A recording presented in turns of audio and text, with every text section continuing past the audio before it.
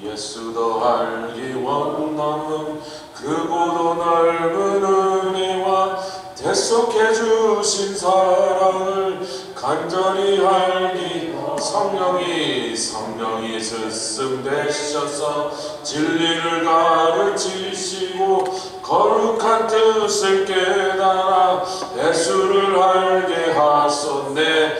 내 평생의 소원, 내 평생의 소원, 대속해 주신 사랑을 간절히 알기 원. 성령에 감아 받아서 하나님 말씀 배우니 그 말씀 안절히 내 맘에 교훈하도다. 내 평생의 소원, 내 평생의 소원, 대속해 주신 사랑을 간절히 알기 원하네. 예수가 계신 보좌는 영광에 둘려있도다. 평화의 왕이 오시니 그 나라 왕성하도다. 내 평생의 소원, 내 평생의 소원, 대속해 주신 사랑을 간절히 알기 원하네. 아멘. 기도하겠습니다. 주님, 오늘도 주님도 알기를 원합니다.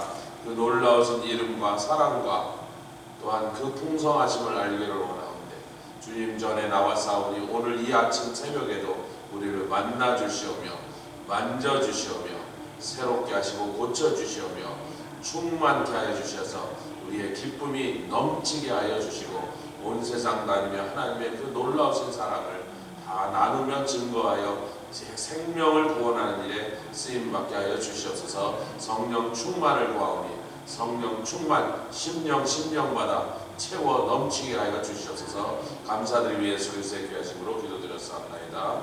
아멘. 시편의 말씀입니다. 132편. 오늘 전체를 다 강론할 건데 132편 1절로 5절까지 먼저 함께 교독하여 공독하겠습니다. 132편 시편 1절로 5절까지.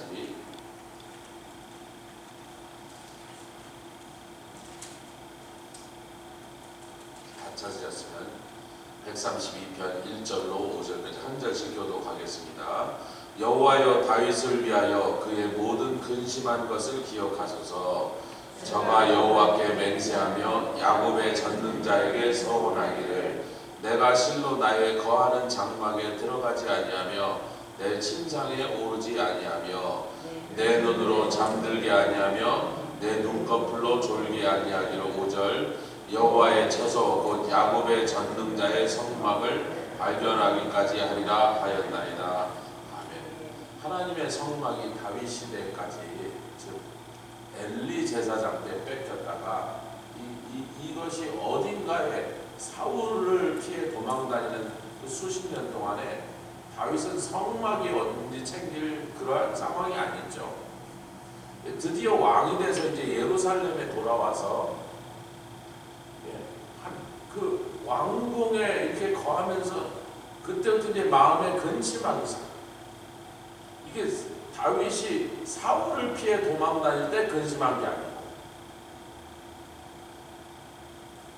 뭐 전쟁이 일어나서 그건 다윗이 그런 걸 염려한 적이 없어요. 어떤 분이 또 이렇게 얘기를 해요.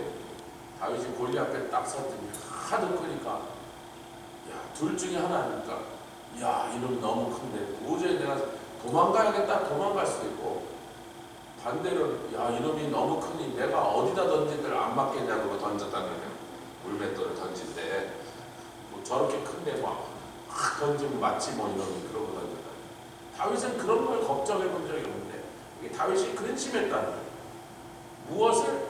주님의 그러니까 그때는 성막인데 주님이 계시는 그 성막이 우리와 함께 계시지 않으니 다윗의 마음이 왕궁에 거해서 편치 않았다. 이 사건을 사무엘하 7장에 나단 선지자에 가서 내가 하나님의 전을 지을 마음이 있으니, 이제 우리가 천막으로 하니까 자꾸 여기저기 옮겨 다니다가 막 잊어버리고 그러니까 그러지 말고 좀 제대로 된 거 크고 견고하고 아름다운 성전을 좀 지읍시다 그랬더니 나단도 처음에 감동한 거예요. 아 그럼요 왕이시여 좋은 생각입니다. 우리 하나님 얼마나 기뻐하시게 했더니 바로 나단이 하나님께 가서 야단을 맞았죠. 내가 언제 성전 지으라 그랬냐고?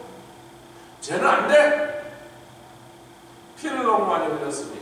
그래서 여러분 그 놀라운 스토리들을 우리가 사무엘하 7장에 가면 그 7장 전체가 성전 짓는 것과 관련된 얘기가 나와 있는 것입니다. 그가 결심하였어요. 내가 여호와의 장막에 성막에 들어 하나님 앞에 그 성막을 발견하기까지는 내 침상에 오르지 않고 잠도 자지 않고 자기를 괴롭혀서라도 이것을 먼저 하겠다. 아멘. 다른 어떤 거 이것을 먼저. 오늘도 여러분들 제가 이렇게 집 앞에 딱 나가서 아이고 뭐 오늘 본문의 말씀대로 하나님의 성전에서 주무신 분들 기도했는데 일부러 표현을 이렇게 하고 기도하면서 이곳에서 뭐 잠깐 주무셨어도 뭐 편하게 집에서 내 침대처럼 편하게 주무실 수 있었겠다. 저에게는 그 영적인 어머니들이 어렸을 때부터 있었는데 그분들이 말씀을 한마디도 안 했지만 자기 교회 담임 목사한테 교회를 안 나오고 있으니 새벽에 얼마나 더 교회를 기도를 더 하셨겠어요. 40년 동안 이불을 깔지 않고 교회 밑에 기도실이 마룻바닥이에요. 마룻바닥 자부동 깔고 한쪽에 방석이 수백 개가 이렇게 쌓여있어요. 필요한 사람을 갖다가 자기 방석 자기가 갖다 깔고 하고 끝나는 자기가 갖다 치우고 거기서 엎드려서 40년을 기도하시는 그런 어머니들이 그 교회에 계셨다. 자기네 교회 목사들을 놓고 얼마나 기도를 하셨어요. 말은 안 하시더라고. 만나도 영선아 이놈아 너 때문에 나중에 목사 돼서 찾아뵙는데 한 분이 마지막까지 계셨던 저희 친구의 어머니입니다.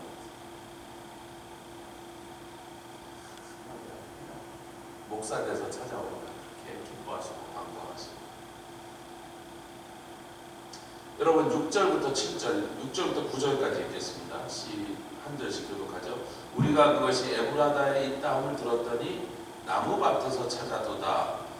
우리가 그의 성막에 들어가서 그 발등상 앞에서 경배하리로다. 여호와여 일어나사 주의 권능의 교회와 함께 평안한 곳으로 들어가셔서 주의 제사장들은 의를 입고 주의 성도들은 즐거이 외치리라. 그래서 다윗이 사람들 보내서 사막을 찾았더니 에브라다가 어디입니까? 베들레헴 바로 옆에 있는 마을입니다. 사실 그 둘은 거의 한 지방으로 부를 정도로 하도 옆에 붙어 있어서 그냥 두 마을이 한 마을처럼 베들레헴, 에브라다 이렇게 같이 부를 정도로 그러니까 베들레헴 옆이란 말이에요. 그런데 왜 못 찾았는가? 거기 있는데 왜 못 찾았냐면 나무 밭이라 이렇게 되어 있는데 이 밭이라는 말은 원어로는 이렇게 곡식을 키우는 밭이라는 뜻이 아니고 정글처럼 우거졌다 그런 뜻입니다. 나무가 얼마나 우거져서 성막을 덮어버렸던지 지나다니는 사람이 그 속에 성막이 있다는 걸 꿈에도 생각하지 못할 정도로 빽빽한 나무로 들어차고 있는 그런 상태에서 발견했다는 뜻입니다. 아멘. 여러분 필요하신 거기다 좀 그렇게 적어놓으시면 좋습니다. 이해하시기 위하여. 그리고 성막에 들어와서 그 발등상 앞에서 경배한 발등상은 뭐예요? 하나님의 발을 넣는 것입니다. 제가 오늘 아침에 새벽에 일어나서 잠시 그 성지를 방문하는 그런 다큐멘터리를 제가 요새 많이 보고 있는데 오늘 아침에 이제 고라신에 갔던 자리에 고라시나 베세다야 내가 거기서 그렇게 권능을 많이 가버나움이 고라신 베세다 가버나움이 갈릴리 호수 주변에 그냥 또로로로 이렇게 있어요. 그냥 옆에 이렇게 몇 마일 차이로.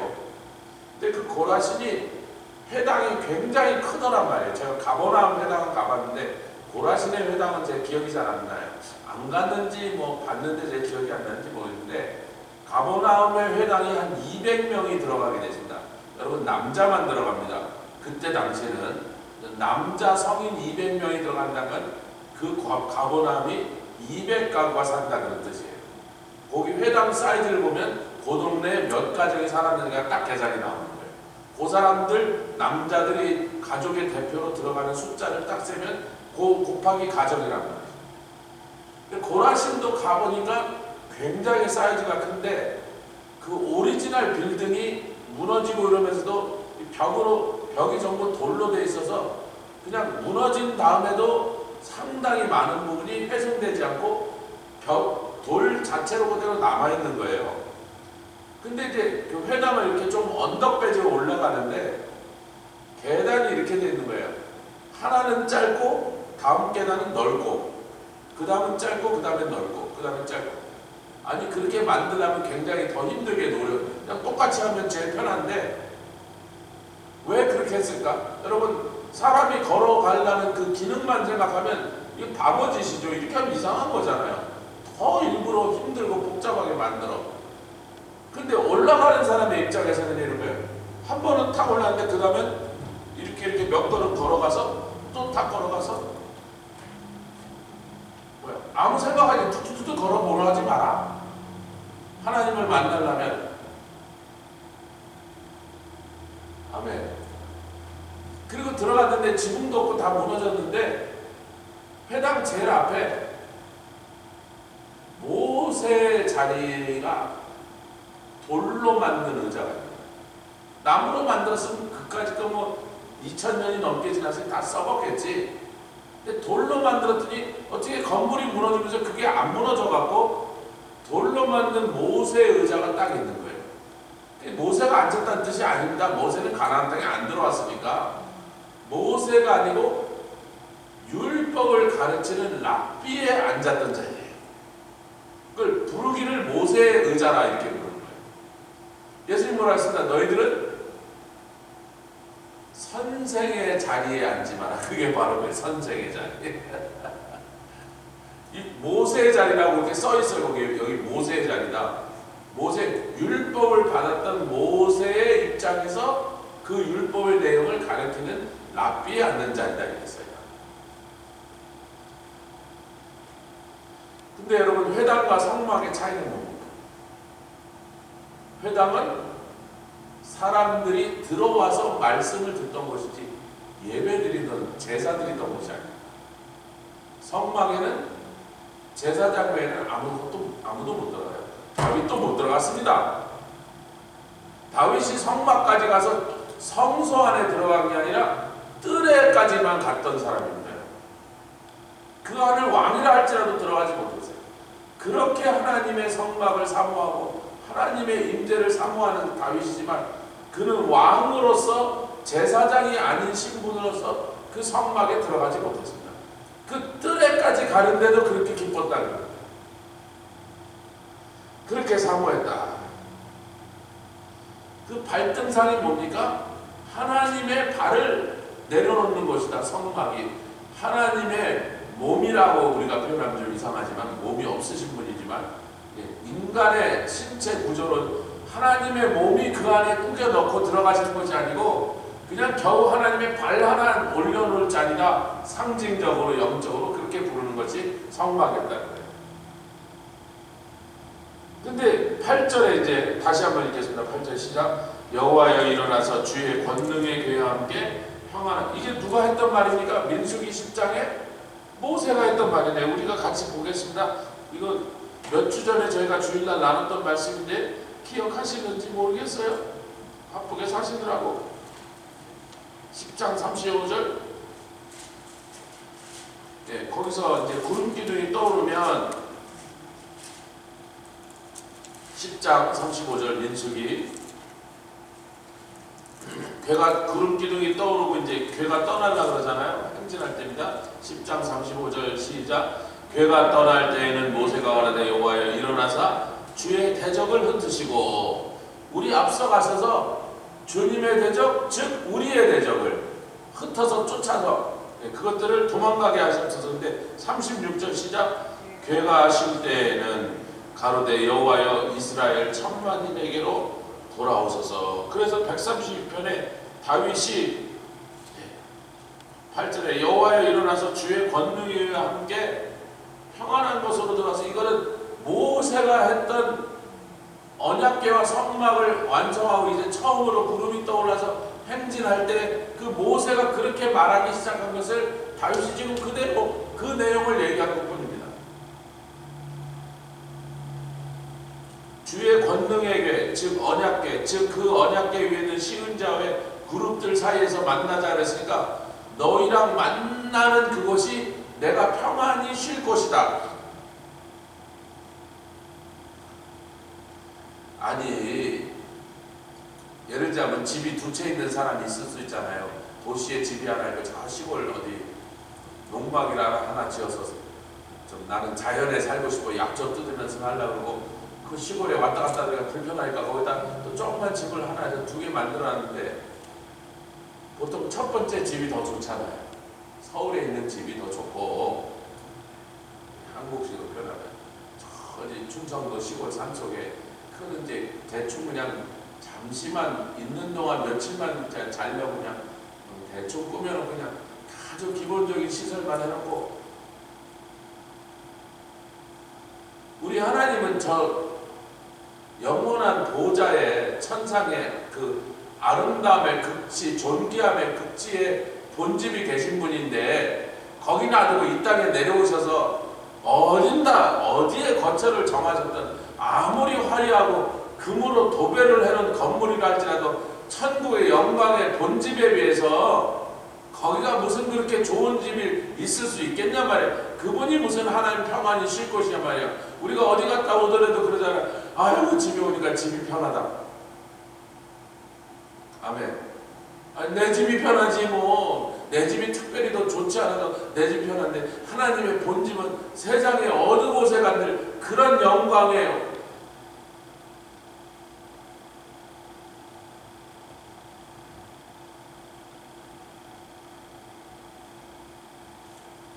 우리 10장 10절 11절도 읽겠습니다. 시작. 주의 종 다윗을 위하여 주의 기름 받은 자의 얼굴을 물리치지 마옵소서.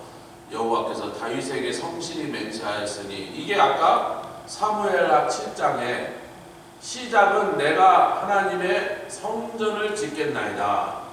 나단이 그 얘기를 듣고 처음엔 좋다 했다가 바로 여호와께 꾸중을 듣고는 다윗에게 돌아오죠. 그리고 하나님의 말씀을 전합니다. 당신은 성전을 지을 수 없답니다. 다윗이 아니 왜요?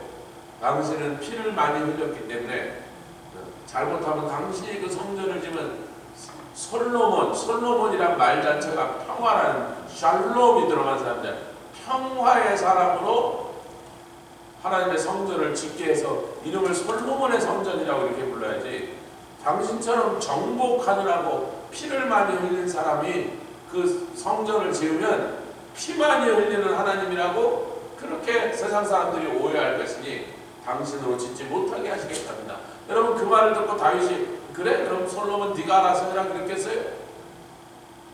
심지어는 나중에 쓸 못 하나까지도 솔로몬이 준비할 필요 없게 완벽하게 들여서 다 준비해놓고 세심하게 또 식양, 즉 설계도까지 다 자기가 받아서 솔로몬에 좀 이대로 지어라 이렇게 했단 말이에요. 그래도 그 성전은 다윗의 이름으로 부르지 못하겠죠. 주님이 그렇게 말씀해 놓으시고는 다윗에게 좀 미안하셨어요. 아이고, 나를 저렇게 사랑하는 저 다윗이 저렇게 나를 위하여 마음을 쓰고 기특한 생각을 했는데 내 아들이 좀 마음이 상하겠구나. 그러니까 하나님께서 그 대신 내가 더 좋은 것을 너에게 주리니, 사무엘하 7장 집에 가셔서 읽어보시면 되죠. 잘 알았으니까 내가 내 몸에서 한 사람을 나게 하여 너의 후손으로 내 위에 둘 것인데 그의 위 왕자는 영원하리라. 누구 얘기를 하는 거예요? 예수님. 다윗아, 너의 몸에서 온 세상을 구원할 구원자, 즉 나의 아들 태어나게 하리라.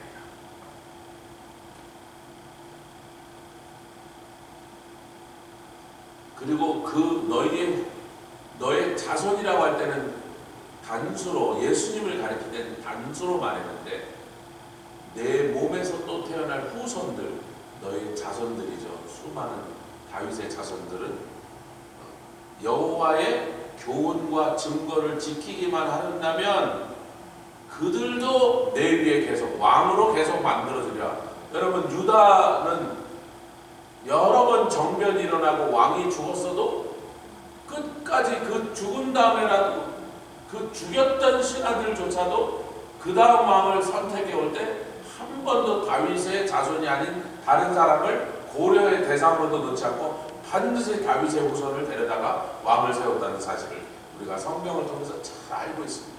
놀라운 사실이에요, 여러분. 보통 그렇게 되지 않죠. 반란을 일으켜서 왕을 죽였으면 바로 그 집안 사람들 다 몰살시켜버리고 딴 집의 사람들을 데리고 와야 되는데, 이 하나님의 약속 때문에, 아멘, 예수를 영원한 왕으로 세우시라는 약속과 함께 너희의 후손들은 내 교훈과 증거를 지키기만 한다면, 조건부란 말이에요. 그런다면 반드시 그들을 왕으로 세워주겠다.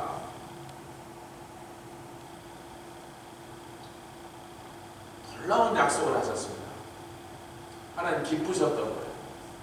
먼저 당신의 성막을, 텐트로 된 집을 그 사울 시대에 내팽겨졌던, 아무도 하나님의 성막을 생각도 하지 않고 그리워도 하지 않고 사모하지 않던 그 성막을 그냥 온 나라를 뒤져서, 나무 사이를 뒤져서 숲속의 병사들 가봐라, 혹시 여기 있나 그러고 그랬더니 결국은 찾았단 말이에요. 몇십 년 동안 왜 못 찾았겠어요? 지나가는데도 보이면 왜 어떻게 안 찾았겠어요? 근데 그렇게 쉽게 볼 수 없을 만큼 빽빽한 울창한 나무숲에 둘러싸여서 숨겨져 있었던 것을 다윗이 기어이 찾아냈어요. 왜? 그가 근심했단 말이에요. 아멘. 그가 근심했어요. 내가 잠들지 아니하리라. 내가 하나님이 평안히 계시지 못하게 나누고 어떻게 내가 내 침상에 올라가서 꿀꿀 잘 수 있겠는가? 이런 마음을 하나님 기뻐하신 적이 있어요. 그런 다윗을 사랑하죠. 그런 다윗을 사랑하죠. 수많은 전쟁을 승리로 이끌고 뭐 그런 건 하나님께 아무것도 아니라는 거예요. 뭐 하나님의 능력으로 한 것이지. 골리앗도 뭐 하도 크니까 뭐 아무데나 던지면 맞은 거지 뭐 그냥. 하나님을 사랑하는, 하나님의 전을 사랑하는 다윗의 그것을 하나님 기뻐하시고, 성전을 짓게 못하게 하시면서도 다윗에게 인간이라면 바랄 수도 없고 꿈꿀 수도 없는 그런 놀랍고 귀한 약속을 주셨다는 것입니다. 그리고 과연 그의 몸을 통하여 우리 주 예수 그리스도를 그의 후손으로 태어나게 하신다. 예수님을 부르자면 그때가 다윗의 자손 예수요, 다윗의 자손, 지금 그 사무엘하 7장의 약속의 말씀을 성취하러 오신 바로 그분 예수요, 그렇게 부른 거거든요. 아멘. 진짜는 13절 이하인데 13절, 14절, 13절, 14절 같이 읽겠습니다. 시작. 여호와께서 시온을 택하시고 자기 거처를 삼고자 하여 이르시기를, 이는 나의 영원히 쉴 곳이라 내가 여기 거할 것은 이를 원하였습니다. 하늘에 그 영광스러운 본집이 있으신데 이 땅에서 우리와 함께, 즉 거룩한 성도들, 당신의 자녀들과 함께 있는 것이 너무 좋으니까 불편한 지구에 어디 땅에 거처를 마련하시려면 기왕이면 내가 어디다 하겠다? 다윗이 자기 손으로 지은 성. 지금도 현대 예루살렘 가셔도 예루살렘 시내의 일부분이 성 안에 The City of 다윗이 지은 도시라고 이름이 그렇게 붙어져 있어요.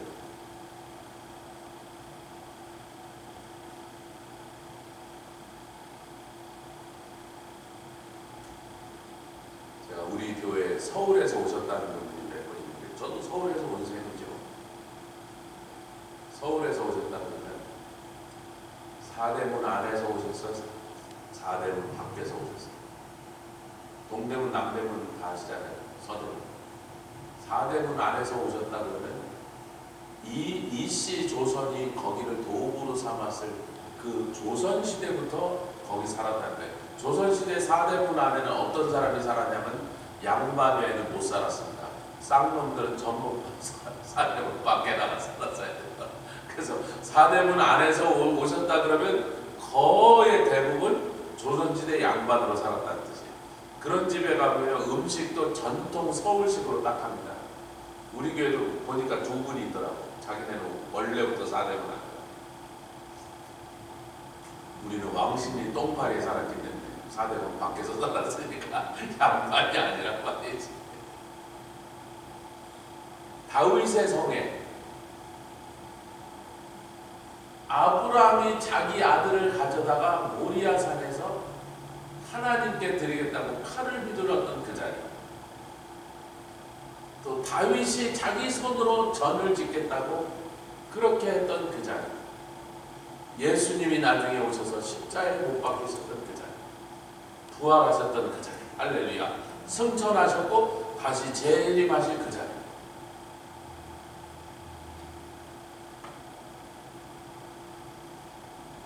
나의 영원히 쉴 곳이라. 내가 여기 거할 것은 시온을 택하시고 자기 거처를 삼으셔서 내가 영원히 쉴 곳이라. 이곳이 내가 여기 거할 것은 이를 원하였습니다. 이를 원하였습니다. 하나님께서 피츠버그 한인교회를 보시고, 피츠버그가 만만치 않은 곳입니다. 데이비드 윌커슨 목사님, 타임스퀘어 처치를 시작하셨던 데이비드 윌커슨 목사님, 캐서린 쿨만, 또 제가 가려고 할 때 웨일즈 바이블 칼리지를 시작하신 리즈 하워에서 중보 기도자 그러면 그분 얘기를 안 할 수가 없죠. 중보 기도자의 오리지널 같은 그분, 이곳에서 구원받고 이곳에서 하나님을 섬기는 삶이 되죠.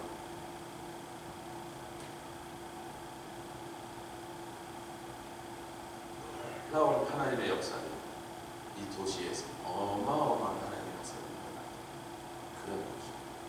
하나님, 제가 볼 때 하나님 피츠버그, 저희는 뉴욕에서 살다가 피츠버그라서 아니 피츠버그가 도대체 어디에 붙어있는 도대체 미국에 살면서 피츠버그 어딘지 전혀 모를 정도로 이게 뭐 아무 관심이 없던 곳인데, 그리고 뭐 솔직히 지금의 피츠버그는 옛날 피츠버그에 비교할 수 없이 쪼그라드는 도시죠. 뭐 도시가 사이즈도 작아지고 인구도 줄어들고 큰 회사들 다 망하거나 떠나버리고, 옛날에 피츠버그는 미국의 모든 도시 중에 인구 비율당 100만 장자가 1960년대가 압도적으로 1등이었던 도시입니다. 여기가 대단했던 도시입니다. 옛날에 피츠버그에서 너 피츠버그에 산다 그러던 도시란 말이에요.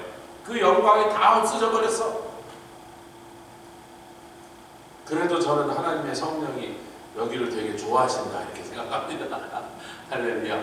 또 한 번 오시지 않겠는가. 성령이 이 도시에 불같이 많은 나를 꼭 제 살아생전에 그것을 좀 보고 싶은데 그렇게 하실 것 같다 이렇게 생각합니다. 할렐루야.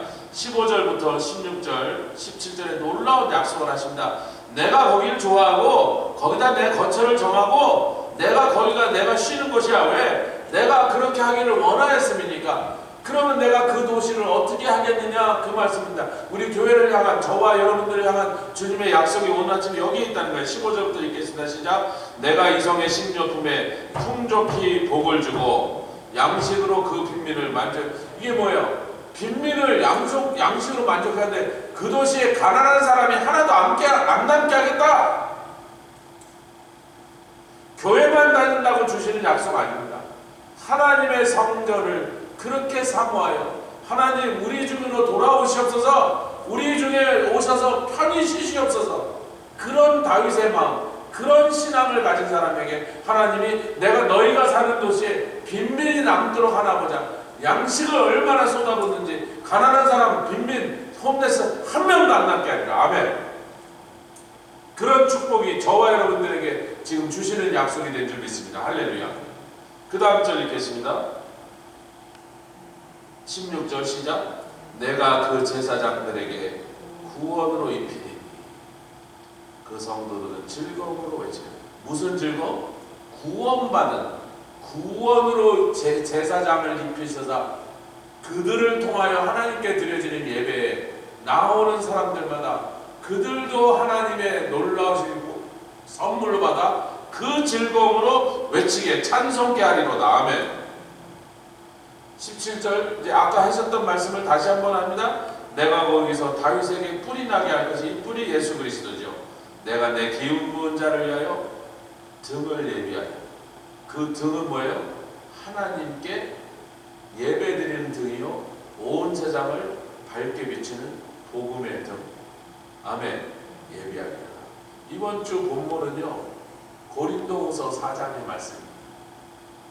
거기서 우리에게 있는 보배로우신 분, 능력의 힘이 큰 것은 우리에게서 나가는 것이에요.